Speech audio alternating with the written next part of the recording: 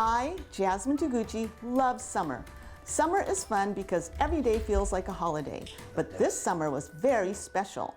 I was going on a big family vacation. For the first time ever, I was going to Japan. Is this where you do all of your writing? It is. I call it the word nest because I love words and I love birds. And I write and I stare out the window and I talk to myself and I pace. But this is where all the ideas happen. This is where the ideas happen. This was every single book that I've had published is written here. Meet author Debbi Michiko Florence of Mystic.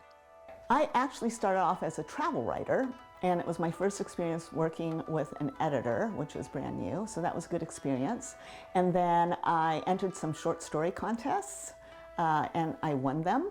And I thought, oh, this writing thing, that's really easy. And then I started pursuing writing books, and it took me 15 years to make my first sale.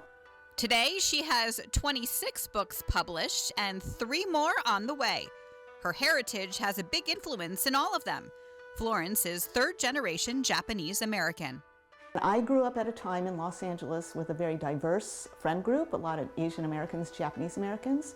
So I grew up feeling very American, and it wasn't until I was a mother myself that I noticed that the books that I read growing up, I loved them, but there was no real representation, and I really wanted to write books with Japanese American representation.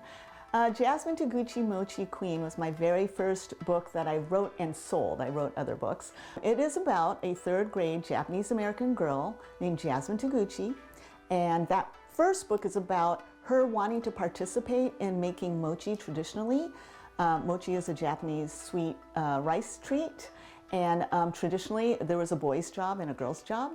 And she wants to do the boy's job of pounding the mochi. So the story is about her trying to convince her family to let her do the boy's job. Oh, wow, okay. I love mochi. It's delicious. Yay, I do too. And then you have some chapter books? Yeah, so there's a whole series. There's 8 books total of Jasmine and her friends and family with a Japanese American thread through each one. All right, so Sweet and Sour is an upper middle grade book. All my middle grade books tend to focus on friendship and first crushes, and this one is set in Mystic, Connecticut. And Amai and Zach come here every summer with their families to spend vacation together, and they have a falling out.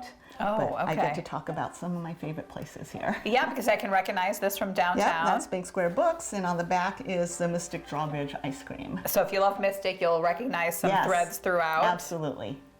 This one is a picture book biography, and the illustrations are incredible. And it's a tale about an actual chef who had a dream when she was little. She wanted to become a certain type of chef, a kaiseki chef, but only men are kaiseki chefs. So she followed her dream and made it come true. And she's now a chef at a Michelin-starred restaurant called En Naka in Los Angeles. So it's based on a true story. It is a true story, yes. This book will be out in the spring. It is a mystery set in a boarding school where silver envelopes are slid under the doors of all the kids, and they have to solve a mystery. Oh, wow. Yes. All right. So this isn't even out yet. This comes out March. Comes out in March. I'm very excited. And can we find these in local bookstores plus online? Yes, you can find any of my books everywhere books are sold. In Connecticut, Bank Square Books and Mystic, and let's see, there's Possible Futures in New Haven. I'm so grateful to all the bookstores out there for carrying my books.